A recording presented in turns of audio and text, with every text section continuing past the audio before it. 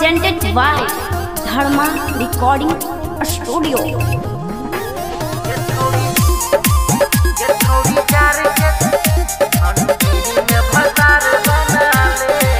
ये छोड़ी जार के जोगार बना ले, ठंडी में भतार बना ले।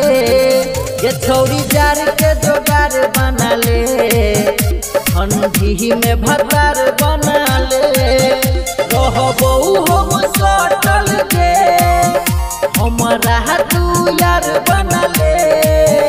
बात मन एक बार बना ले, ठंडी में भतार बना ले। ये छोड़ी जार के जोगार बना ले, ठंडी में भतार बना ले। Singing by Dharmendra Saxena.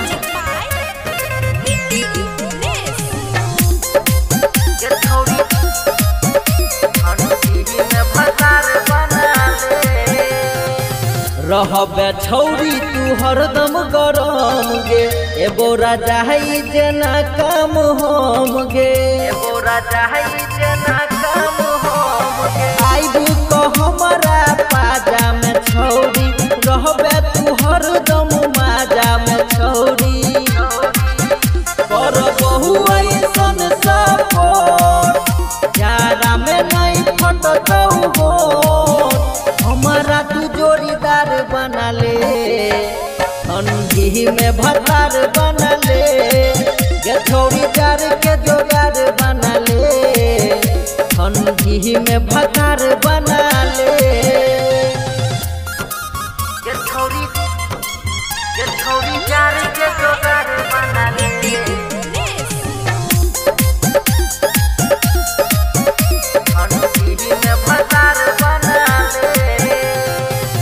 देबो देहिया में यही सहन भीर गे, अपतो नहीं छोड़ी तोहर शरीर गे।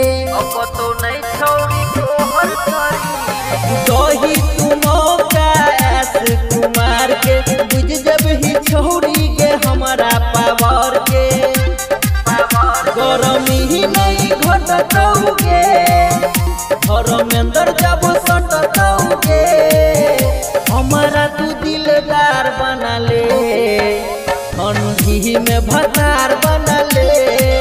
ये छोड़ी जार के जोगार बना ले, ठंडी में भतार बना ले।